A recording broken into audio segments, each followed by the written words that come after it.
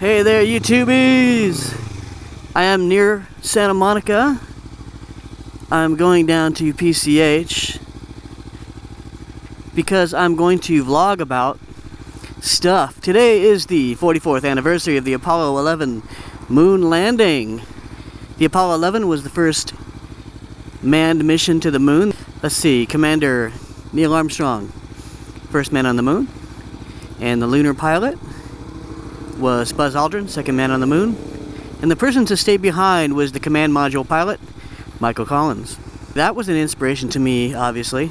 It inspired my suit, my NASA themed EVA suit, and the red stripes, as you may or may not know, are the commander stripes.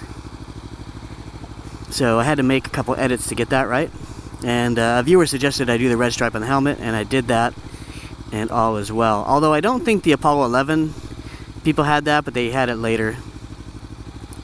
So that was pretty cool. Ooh, MR2. I like the old MR2s. Those are nice. They stopped making those in 2005 for Americans. Let's see. Santa Monica Freeway east, I want west.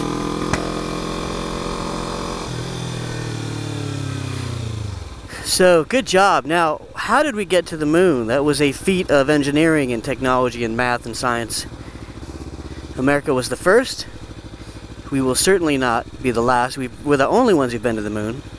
But I consider that an achievement for humanity, not just Americans. Humanity did that. I'm assuming other countries will go. Now, for the moon hoaxers out there, first of all, you're wrong. Second, if we really didn't get to the moon, then Russia would have made us think about it, because that was our chief competitor in the moon race. And of course, Russia acknowledges that we landed on the moon. And we brought back 800 pounds of moon rock to prove that we did. Okay, I don't know where I am now.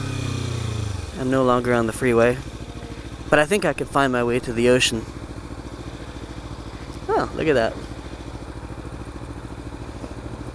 So obviously we landed there. We have moon rock from there, and you can still see items that were left on the moon, including the lander, because the thing which took the astronauts back to Earth was not the lander. I think I can find my way to the ocean. I think I can even see it. Now, July 20th, 1969 is when we landed on the moon. Later in life, it definitely inspired me, as you can see. Now, the importance of science and math cannot be overstated as far as America's competitiveness in the global economy, in a global market. We can't just rest on our laurels for accomplishments past. We actually have to keep moving forward, and for that we need our youth. I'm going to take the 10 west. We need our youth to be interested in science and math so we don't lag behind.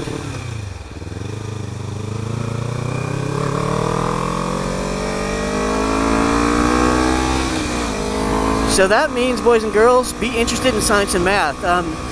The reason is first of all, science is simply, the scientific method is simply it's the appraisal of truth claims using observation, evidence, obviously, peer review, falsification, etc. So someone makes a claim, they might have a hypothesis based on observation, then they can formulate a theory. A theory is actually a higher state of certainty. For instance, gravity is really a theory, and it's also a law because because you can observe it. And there are certain parameters that make something a law, but it's still always a theory. It never stops being a theory. Evolution is a theory, but it's also a fact. Remember, facts and theory are not mutually exclusive. Theories are comprised of a body of facts. So the fact that evolution is a theory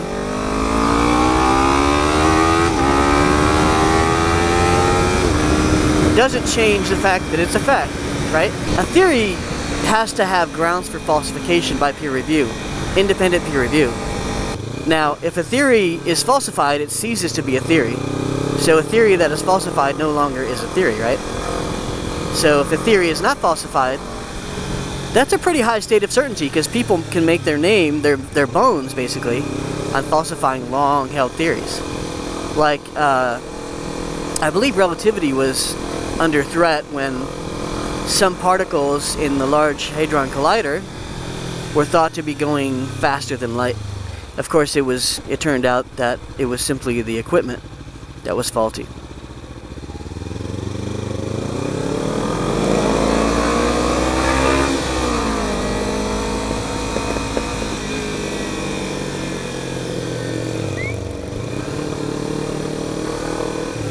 And when a long-standing theory is under threat, the first thing to check are the observations themselves, which are often wrong, but sometimes they're not wrong.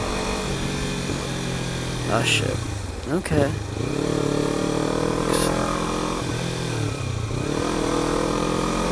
Forget what a madhouse it is on a day like today, Saturday. It's a little overcast at the beach though. Gotta watch for mergers. I shouldn't actually be here.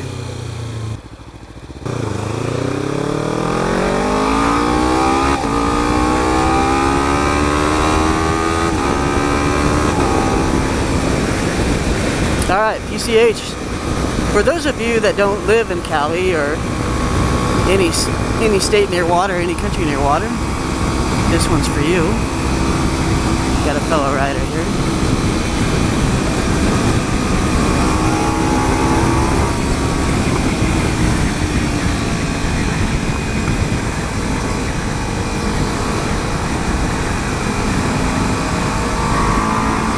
There's a risk of being cut off even on a curve like this.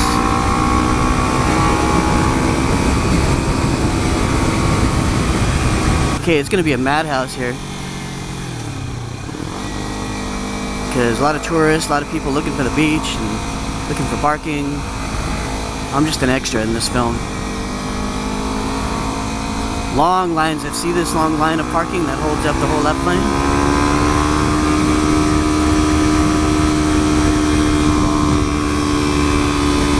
Wave to my fellow rider. So, science and math. If you're interested in science, you can become an astronaut. And you pretty much have to be interested in sciences to become an astronaut. So, get good at that stuff. I mean, it seems kind of sucky, but there's a real payoff for it. Math is important, obviously. A lot of math being done by astronauts and science conducted on various spacecraft. A lot of experimentation needs to be done in space. So science and math, boys and girls, get into it. Now, one other topic I'm going to cover here, down by the lovely beach in Santa Monica, is, oh my god, something smells good, Chinese food, is the lovely Pirelli tires that I'm using. These are the stock size, 110 front, 140 rear, Pirelli Diablo Rosso II. They're pretty awesome. I have to say they're really good. They actually even make the freeway feel better. It's improved the freeway experience to get the better tires. Like, you know, the way the carcass feels, the grip. Grip matters on the freeway too, believe it or not. And you notice the difference. So I heartily recommend the Pirelli Diablo Rosso II. It's a lot of things to say. What I don't recommend doing on the Ninja 300 or any bike is going too big with a tire, because what happens is you have the same width of rim and you start to go with a bigger tire, then you start to stretch that tire too much and you affect the profile. You actually reduce your grip, and you don't want to do that, right? So you start spreading a tire out and your grip gets weird. People think bigger tires equal more grip, but not if you're stretching it out weird. It has to fit the rim as it was intended for. Pirelli is good. I recommend it heartily. I don't recommend anything above a 150, 120, 150. That's the biggest I would recommend based on all my studies. I did go 110, 140 because I wanted the flickability of the Ninja. That's one of the things I like about it, especially in the canyons. I could be lane splitting, but I'm vlogging, so I don't care. It's okay. I don't want to have to think about it too much, because, you know, lane splitting takes a good amount of concentration. And you can't really relax in the same way, especially if you're talking. So I'm content just to enjoy this weather and see the cars go by and talk. Ooh, smoker. I will not go behind a smoker, because smokers piss me off. Here, we're at the beach. Smell the clean air. Smell the fucking cancer smoke. Fiat. Nice. The white Fiat right there. Now, one of the reasons I'm out vlogging today is because it's July 20th, as I mentioned. And I gotta represent on my day, man. This is the Apollo 11 anniversary. This is what my suit is modeled after. The EVA suits, otherwise known as the space suits or the extravehicular activity suits. The white ones that you see. They have orange suits and blue suits, but the orange suits are launch suits. So this is why I don't come down here, traffic. But it is fun to see it, especially for you who haven't seen it before. This is we're on PCH going north.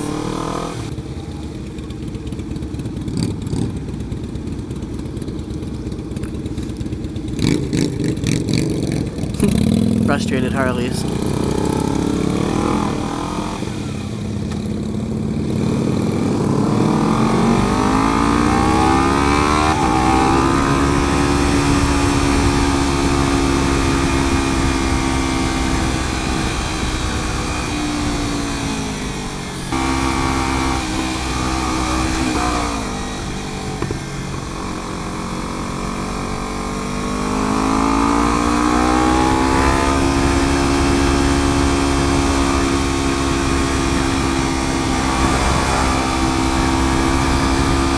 Had to turn the old high beams on to get people's attention. The main thing with high beams when you're lane splitting is light up those side mirrors.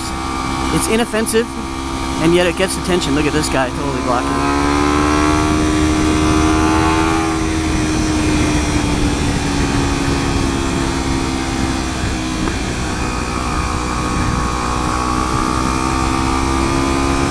You want to see an Aston Martin?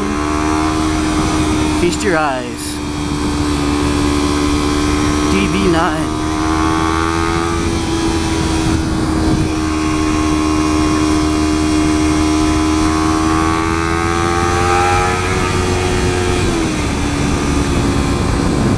Wonder how many thumbs up an Aston Martin gets a day, or any exotic car. Here's the beach. Pacific Ocean, right chow. Right chow.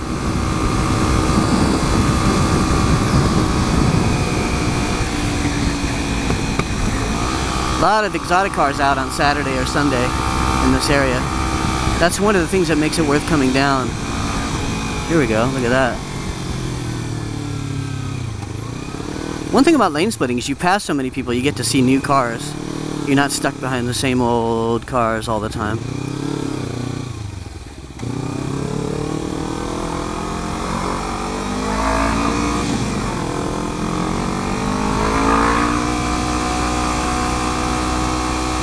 AMG Mercedes. Let's get the Labia SV.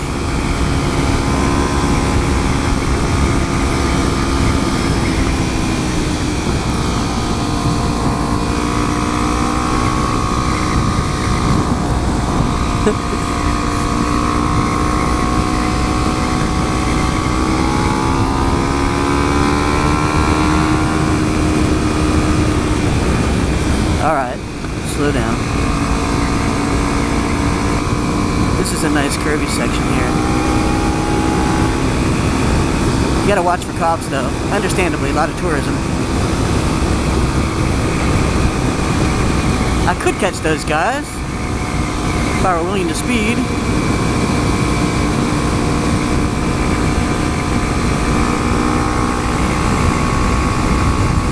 This feels a lot like ACH right here.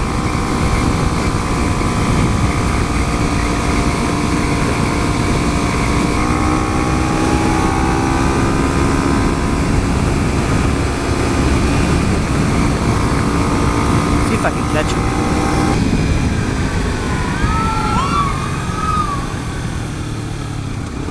Now when you see ambulances or sirens, pull to the right, pull over. There's not a lot of room here. But you never just want to stop in place, especially if you're in the left lane. Or any lane, really. Don't stop in place. Because then the person distracted behind you is going to slam into you.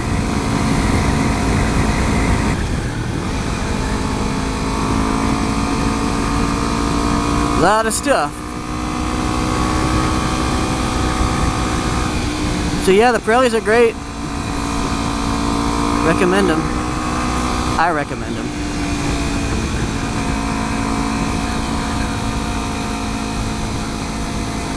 Nice Fiat.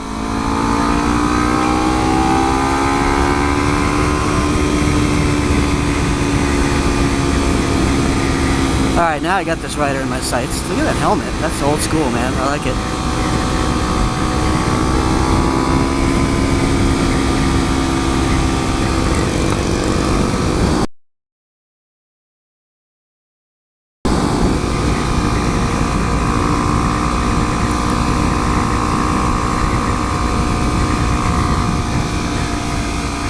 This is a smart car cabriolet.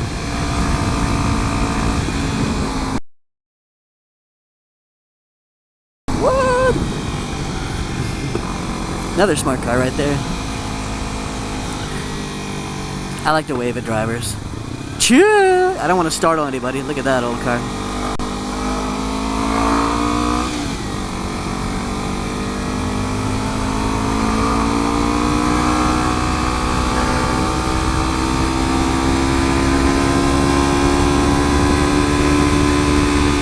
That guy totally jacked that person.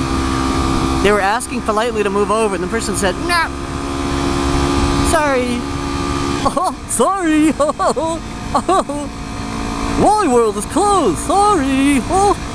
Someone called me out recently, a big vlogger. You all know him. A lot of you know both of us, and that's why I'm actually responding. Because those who know both of us know he's talking about me when he says some certain things. Now, I'm not trying to start a flame war, but I am trying to clear the air here. I'm not interested in the stupid flame war, because it doesn't matter. This person and I are no longer talking. And come on, Arizona, you can do it. But he said that I sold my Gixxer because it was too much bike. That is fucking false. It's false in many different ways. Technically, nobody is really using all of their super sports potential on the street, including this guy that I'm talking about. I did sell my R1 and I went down to a Gixxer. So the R1 was the biggest bike I had, which is a liter bike. And this person actually owned an R1 himself and has moved down to other bikes that he rides more often, namely the 636. Now, what does that say about the person who's accusing me of selling a bike that's too much when he also moved down? And he crashed his R1 in the canyon and flew off a cliff, basically. And the way he rides, he's quick, but he throws caution to the wind. Not something I do at age 45. I'll be 45 tomorrow.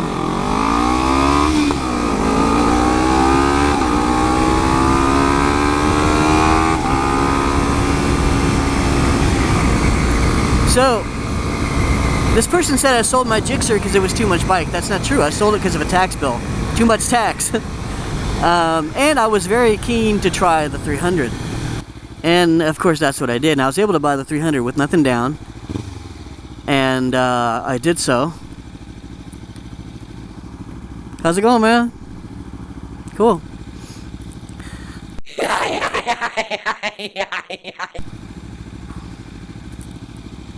That's a nice old Triumph. And so that's what I did. I sold it because of a big tax bill.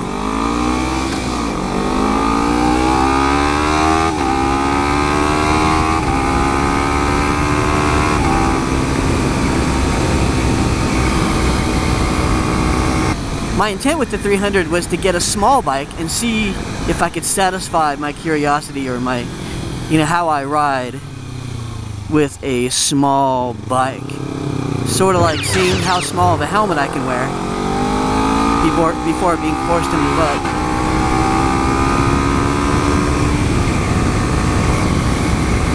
And for my skill level and my level of risk taking and where I live and the roads I'm near, the 300 is a freaking awesome bike. So I like it. I got nothing bad to say about it. A lot of good things to say. Now, a lot of that depended on mods. I needed to get the right mods in order to like the bike. And I did all that. And of course, you've seen the videos. And some people have asked me how I would rank my mods. Number one mod for me, number one, cost benefit, Woodcraft clip-ons. Without those, I might have actually sold the bike and got something different. I could not stand those giant bars or those tall handlebars in the canyons. It just killed my, it killed everything I loved about riding a bike the way I know how to ride a bike. Because remember, I've cut my teeth on super sports in the canyons. When I had my first Ninja, I didn't really ride canyons. I just commuted. But you know, I was still learning. Here's a view for you.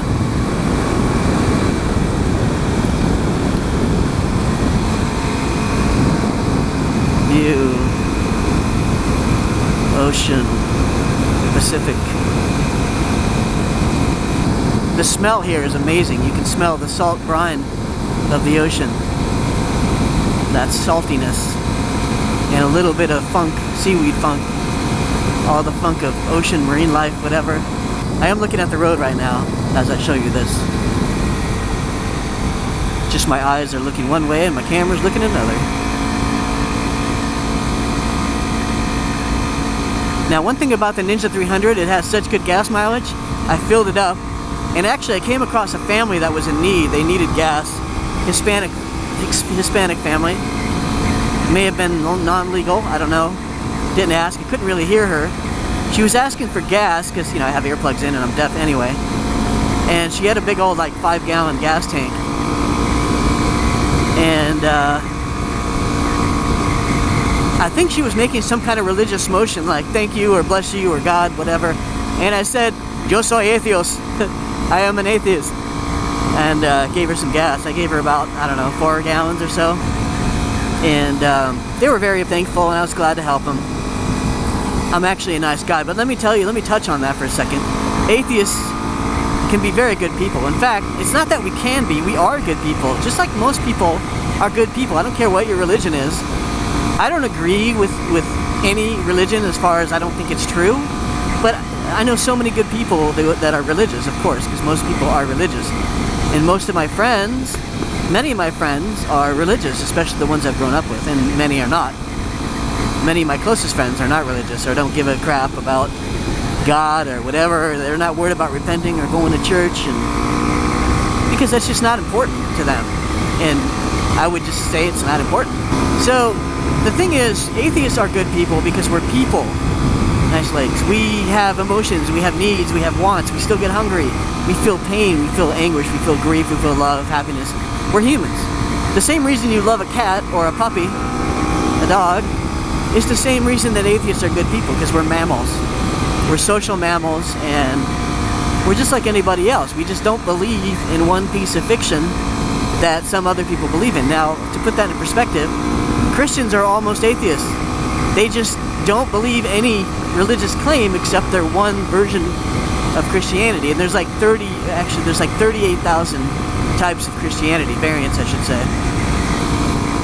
Christians are not Jews for the same reason Muslims are not Christians, you know. People have their different religions, but they reject every other religion because most religions are not compatible. Tesla, Model S.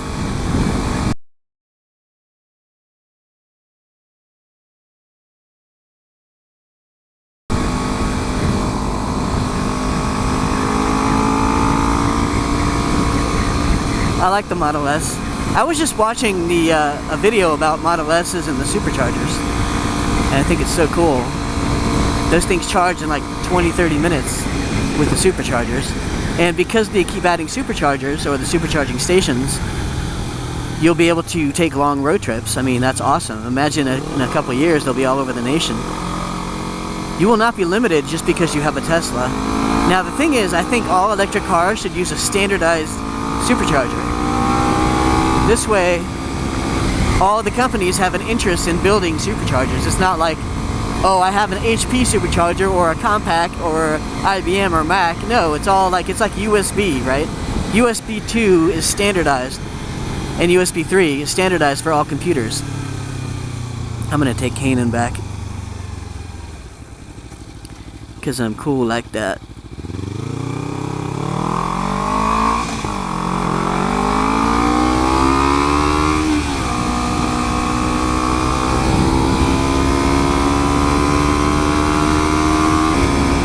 You gotta take it easy here because there's a lot of enforcement on this particular road. What a view here. This is Canaan Dune Road, or Canaan Dune.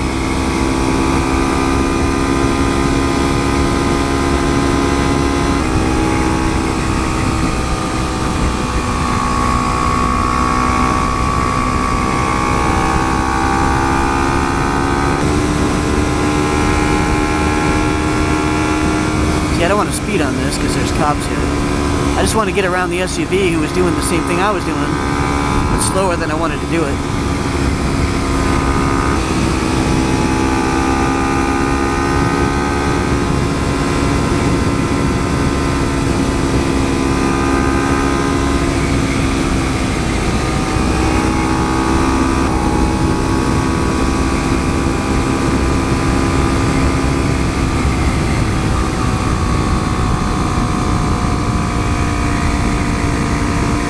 So I was only doing about 56 there. Hopefully that cop doesn't pull me over. But you can see that cop was sitting there.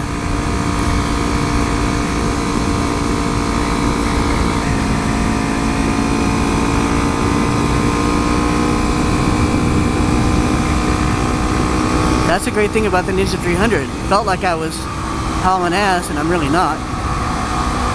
But my heart did skip a beat seeing that cop there as I was passing that truck.